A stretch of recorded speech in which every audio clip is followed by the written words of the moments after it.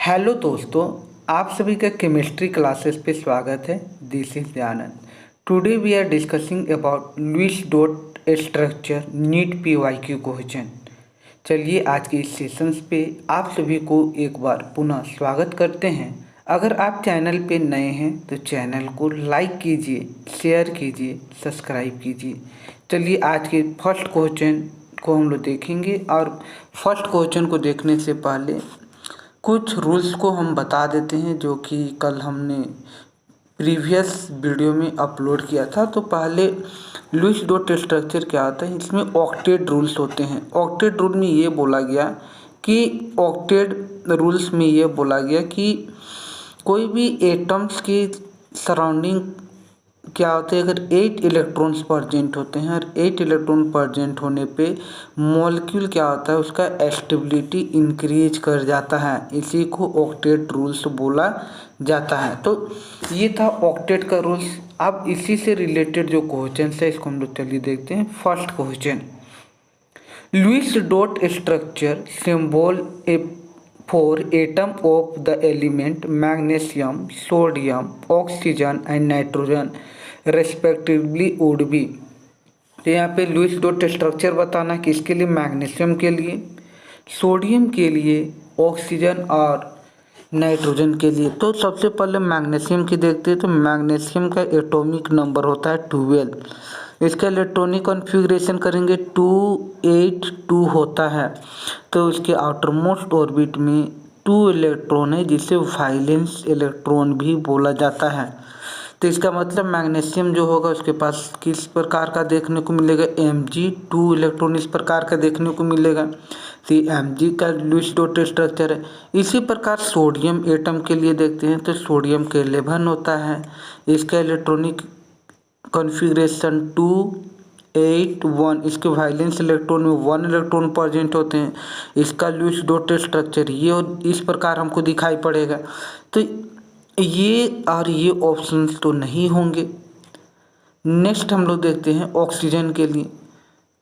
Oxygen का Lewis dot structure देखते हैं तो ऑक्सीजन इसका 8 होता है, 2 और 6।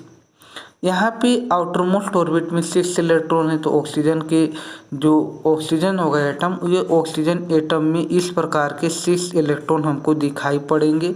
तो आप यहाँ पे आसानी से देख पा रहे होंगे जो हमारा Lewis dot structure for magnesium, sodium, oxygen, nitrogen, इसका आंसर हो जाएगा 3 हो जाएगा। यहाँ पे देखिए मैग्नीशियम के पास 2 इलेक्ट्रॉन है, सोडियम के पास 1 इलेक्ट्रॉन है, ऑक्सीजन के पास 6 इलेक्ट्रॉन है, नाइट्रोजन के पास 5 इलेक्ट्रॉन्स होंगे। यहाँ पे 5 इलेक्ट्रॉन्स है। तो इस प्रकार आप इस क्वेश्चन का आंसर 3 हो जाएगा। नेक्स्ट क्वेश्चन देते हैं, काफ़ी इंपॉर्टेंट क्वेश्चन है। क्वेश्चंस क्या है पढ़ते हैं। Lewis symbol for the atom and ions sulphur and sulphur H2-, aluminium and Al3+, H और H-। तो हम सबसे पहले देखते हैं सल्फर। सल्फर का एटॉमिक नंबर 16 होता है। इसके इलेक्ट्रॉनिक कॉन्फ़िगरेशन 286 होता है। तो इसका हम तो जहाँ पे भी 6 इलेक्ट्रॉन आउटर मोस्ट ऑर्बिट में दिखाई पड़े तो वहाँ पे तो ये कर लेंगे। तो ये सल्फर का कितना है, 6 है। यहाँ भी 6 दिखाई पड़ रहा है, यहाँ भी 6 दिखाई पड़ रहा है, यहाँ भी 6 है, यहाँ भी 6 है। H2- का क्या मतलब होता है, H2- जब होगा तो यहाँ पे हम 2 इलेक्ट्रॉन ऐड कर देंगे और हमारा आउटर इलेक्ट्रॉनिक कॉन्फ़िगरेशन क्या होगा, 288 हो जाएगा। तो आप देखिए कहाँ पे 8 है, ये आंसर नहीं होगा क्योंकि ये H2- का यहाँ पे लिखा हुआ है। ये H2- का इलेक्ट्रॉनिक कॉन्फ़िगरेशन ये सही है, ये भी सही है, ये भी सही है। ये अब हम नेक्स्ट देखते हैं एल्युमिनियम के लिए। एल्युमिनियम के लिए देखते हैं तो एल्युमिनियम में सबसे पहले एल्युमिनियम का है।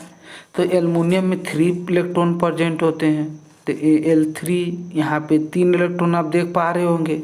तो ये Al3+ ये नहीं होगा और ये ऑप्शन ऑलरेडी कट चुका है। तो Al3 और जब Al3+ का मतलब क्या था, एल्युमिनियम का इलेक्ट्रॉनिक कॉन्फ़िगरेशन 13 होता है, 283। अब ये Al3+ कब बनेगा?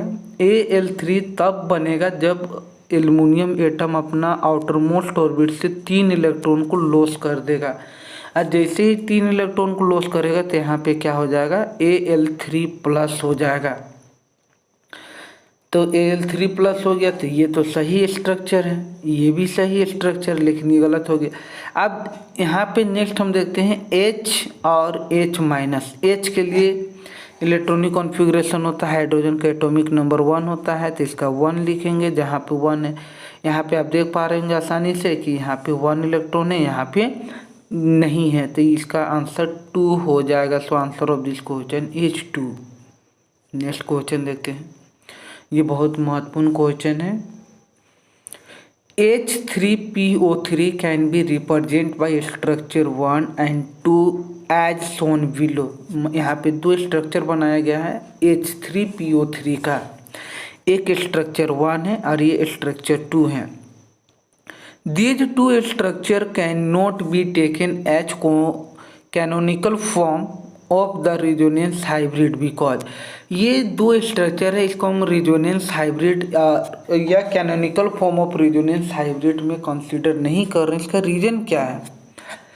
रीजन होगा कि the position of atom have change, the position of atom are constant, H3PO3 does not show resonance, 2 hydrogen atom are missing. तो यहाँ पे जो आंसर होगा, आप एक चीज़ ऑब्जर्व कर पा रहे होंगे इस स्ट्रक्चर में कि जब भी हम लोग रिजोनेटिंग स्ट्रक्चर ड्रॉ करते हैं तो position of atom should not be change.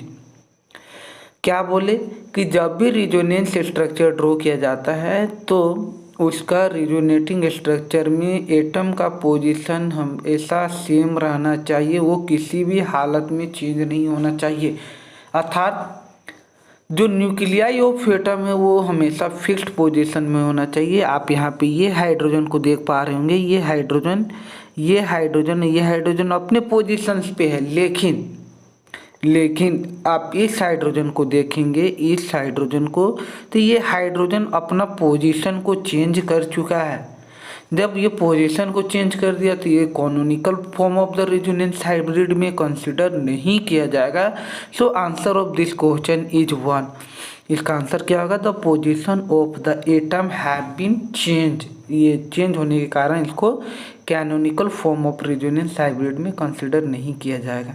Next question है, the correct Lewis dot structure of acetic acid. Lewis dot structure of acetic acid को हमको बताना है। तो सबसे पहले एसिटिक एसिड का फॉर्मूला हम लोग लेते हैं CH3 C double bond O and OH। This is the chemical formula of acetic acid. इसका कॉमन अगर हम लोग नाम देखेंगे तो विनेगर भी बोला जाता है। इसका लुईस डॉट स्ट्रक्चर देखना है तो यहाँ पे देखिए, ये कार्बन एटम में इससे 3 बॉन्ड सिंगल अटैच है, तो यहाँ पे हाइड्रोजन हाइड्रोजन हाइड्रोजन, इसके बाद कार्बन कार्बन के बीच सिंगल बॉन्ड है, तो सिंगल बॉन्ड डबल बॉन्ड है कार्बन हाइड्रोजन बीच, और ये OH है ये। तो इसी को लुईस डॉट स्ट्रक्चर में हम लोग क्या कहते हैं, रिप्रेजेंट करते हैं। तो ये कार्बन कार्बन के बीच कहीं डबल बॉन्ड नहीं दिख रहा है, तो ये ऑप्शन कैंसिल हो जाएगा। So answer of this question is 3। यहाँ पे इसका आंसर क्या हो जाएगा? 3 हो जाएगा। नेक्स्ट क्वेश्चन देखते हैं, from the following pairs of the ions which one is not an iso electronic pair. सबसे पहले हम बात करते हैं what is iso electronic pair. Iso electronic pair का मतलब क्या होता है? आइसो इलेक्ट्रॉनिक पेयर का मतलब होता है कि वैसे केमिकल स्पीसीज जिसमें सेम नंबर ऑफ इलेक्ट्रॉन्स हो, जहाँ पे सेम नंबर ऑफ इलेक्ट्रॉन्स पाए जाते हैं उस प्रकार के स्पीसीज को आइसो इलेक्ट्रॉनिक कहा जाता है।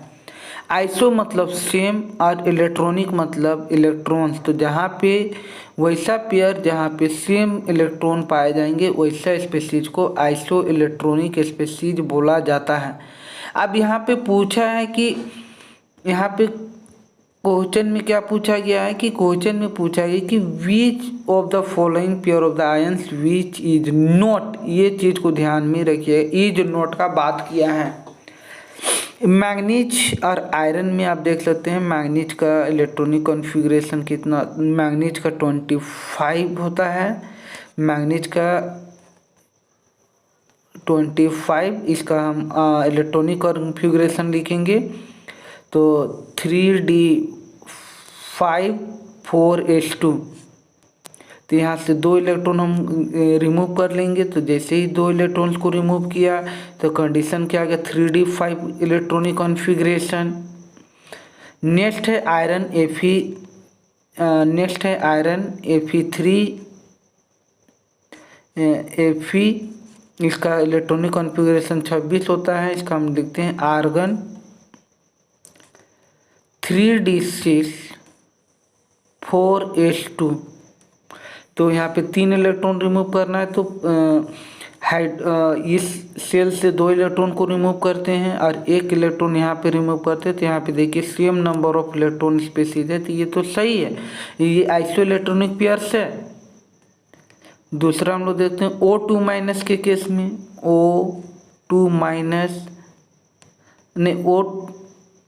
O2 माइनस है तो इसमें हम लोग देखते हैं एक ऑक्सीजन के पास 8 इलेक्ट्रॉन होता है और 2 इलेक्ट्रॉन नेगेटिव चार्ज होने के कारण आएगा, तो ये टोटल इलेक्ट्रॉन 10 इलेक्ट्रॉन्स हो जाएगा।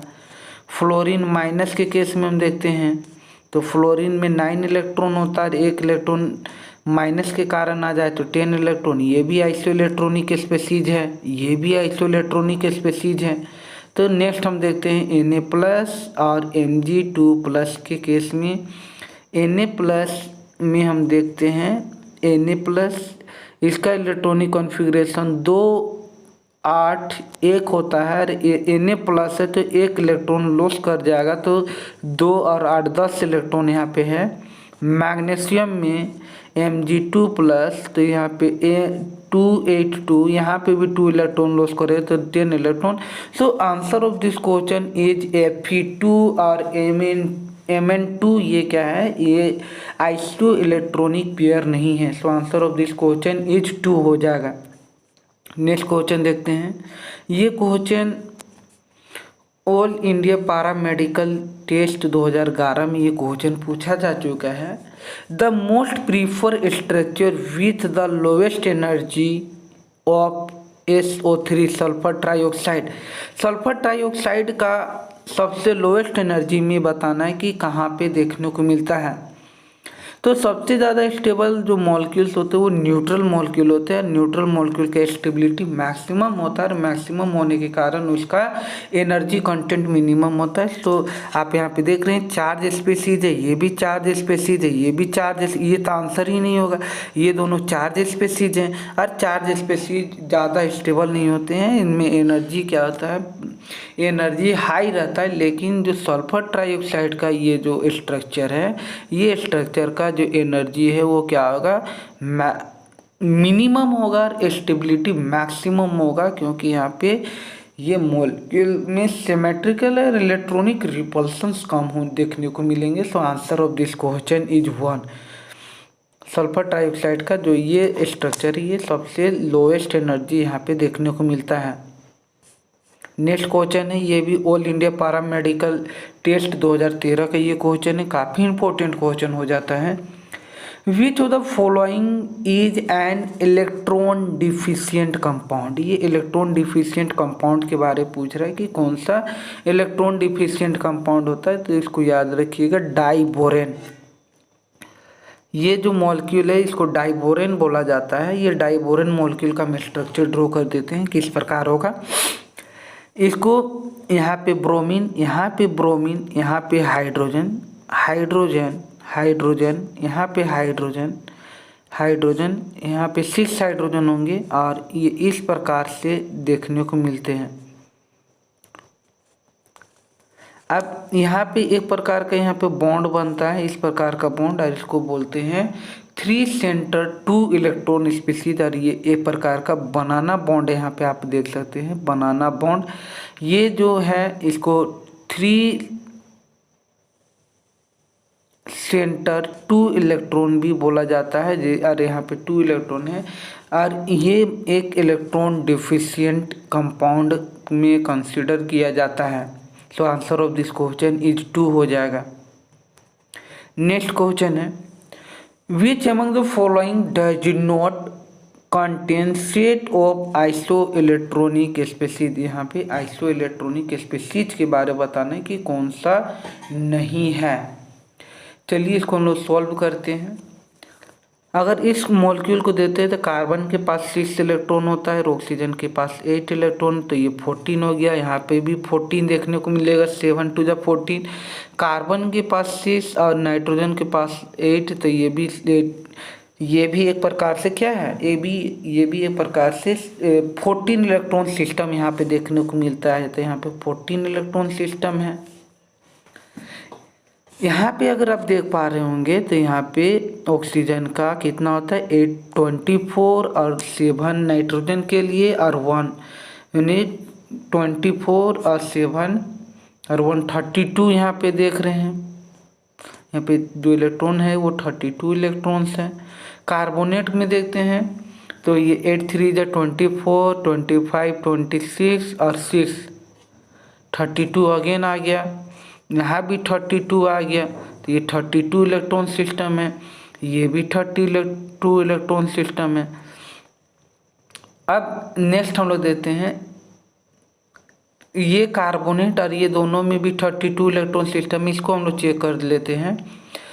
8 3 जा ये 3 ऑक्सीजन एटम है, तो 8 3 जा 24 प्लस 3 नेगेटिव चार्ज के लिए ऐड करेंगे, अब प्लस ब्रोन के लिए 5। तो देखिए यहाँ पे क्या होता है 24 27 और 5 कितना हो गया 32। तो ये जो तीनों स्पीशीज है वो क्या है आइसो इलेक्ट्रॉनिक स्पीशीज है, लेकिन ये जो आंसर 4 है यही इस क्वेश्चन का आंसर हो जाएगा। ये आइसो इलेक्ट्रॉनिक स्पीशीज नहीं है। सो answer of this question is 4। Next question है ये नीट 2015 का ये क्वेश्चन है, काफ़ी महत्वपूर्ण क्वेश्चन से इसी प्रकार के प्रश्न देखने को मिलते हैं। Which of the following pairs of ion are isoelectronic and isostructural. Isoelectronic बताना है, आइसो स्ट्रक्चरल बताना है। तो सबसे पहले हम देखते हैं कार्बोनेट के लिए। कार्बोनेट का अगर हम स्ट्रक्चर को ड्रॉ करते हैं तो यहाँ पे कार्बन एक ऑक्सीजन के साथ इस प्रकार, यहाँ पे माइनस, यहाँ पे माइनस ही ये देगा ट्राइगोनल प्लेनर। लेकिन सल्फर ट्राइऑक्साइड के देखते हैं तो यहाँ पे इस प्रकार, यहाँ पे माइनस, यहाँ पे माइनस और एक लोन पे, तो ये तो नहीं होगा, ये आंसर नहीं होगा। कार्बोनेट और क्लोरेट में भी नहीं, ये ट्राइगोनल प्लेनर हो जाएगा, तो ये भी नहीं होगा। नाइट्रेट का जो स्ट्रक्चर है ये भी, ये इसका आंसर हम देखते हैं ये होगा। आज का हम स्ट्रक्चर को ड्रॉ करते हैं ClO3 माइनस, तो Cl यहाँ पे ऑक्सीजन ऑक्सीजन ऑक्सीजन माइनस और यहाँ पे डबल बॉन्ड और एक लोन पेयर इलेक्ट्रॉन। तो ये तो आप देख पा रहे होंगे। आज इसके भी हम लोग ड्रॉ करते हैं तो यहाँ पे सल्फर माइनस, यहाँ पे माइनस। ये टेट्राहाइड्रल दोनों जियोमेट्री है और टेट्राहाइड्रल जियोमेट्री और आइसो इलेक्ट्रॉनिक अगर देखते हैं तो ये तो आइसो स्ट्रक्चरल है, दोनों टेट्राहाइड्रल। आइसो इलेक्ट्रॉनिक देखते हैं तो यहाँ पे ऑक्सीजन आती है 24 25 26 प्लस 16 तो कितना हो गया 2 2 2 3 1 4 42 हो गया। इसी प्रकार यहाँ भी 42 इलेक्ट्रॉन्स आएंगे, जैसे 8 से 24 और 1 25 और 17। देखिए 7 5 12 3 2 1 3 1 4 तो 42। तो आंसर हो जाएगा इस क्वेश्चन का 4 हो जाएगा। सो ये नीट का क्वेश्चन था 2015 का। इसी प्रकार के क्वेश्चन हमको देखने को मिलते हैं। नेक्स्ट क्वेश्चन है विच of the following species deviated from the octet rules. Octet rule से वो कौन सा ऐसा मॉलिक्यूल है जो डेविएट है, जो ऑक्टेट रूल को फॉलो नहीं करता है। ये करता है, ये भी करता है, ये भी करता है। यहाँ पे H2SO3 जो मॉलिक्यूल है ये ऑक्टेट रूल से ये डेविएट देखने को मिलता है। Answer of this question is 2। Next question है अब molecule that has complete octet, हुआ मॉलिक्यूल बताना है जो कि कंप्लीट ऑक्टेट है, तो इसका आंसर हो जाएगा ये जो मॉलिक्यूल ये ऑक्टेट में नहीं प्रेजेंट होते हैं, लेकिन जो बेरिलियम क्लोराइड सॉलिड हैं, ये बेरिलियम क्लोराइड जो सॉलिड है ये ऑक्टेट के फॉर्म में पाया जाता है। तो इसके दो फॉर्म होते हैं, एक वेपर फेज में देखने को मिलता है, एक सॉलिड फेज में होता है। जो सॉलिड फेज होता है वो ऑक्टेट को कंप्लीट करता है, और वेपर फेज जो होते हैं वो ऑक्टेट को नहीं कंप्लीट करता है। इसका हम स्ट्रक्चर आपको दिखा रहे हैं किस प्रकार देखने को मिलता है। ये है in the vapour state, this is the in the solid state BeCl2 has a polymeric chain structure है। किसका? ये पॉलीमेरिक चैन स्ट्रक्चर है बेरिलियम क्लोराइड का, और ये वेपर स्टेज में ये स्ट्रक्चर्स होते हैं। दोनों में डिफरेंस देखने को मिलता है। ये ऑक्टेट रूल को फॉलो करता है, ये जो मॉलिक्यूल्स है ऑक्टेट रूल को फॉलो करता है। जैसे इस बेरिलियम को देखेंगे तो यहाँ पे दो इलेक्ट्रॉन, 4, 6 और 2, 8 इलेक्ट्रॉन देखने को मिलते हैं। जबकि इस बेरिलियम को कंसीडर कीजिए तो 2, 4, 6 इलेक्ट्रॉन ही देखने को मिलते हैं। सो वेपर स्टेट में जो होता है वो ऑक्टेट रूल को फॉलो नहीं करता है, जबकि ये ऑक्टेट को फॉलो करता है। सो answer of this question is what? Answer of this question is BeCl2 solid हो जाएगा। तो आज के इस सेशन में हम लोग इतना ही देखते हैं। अगर आप चैनल को नए हैं तो चैनल को लाइक कीजिए, शेयर कीजिए, सब्सक्राइब कीजिए। Thanks for watching chemistry classes.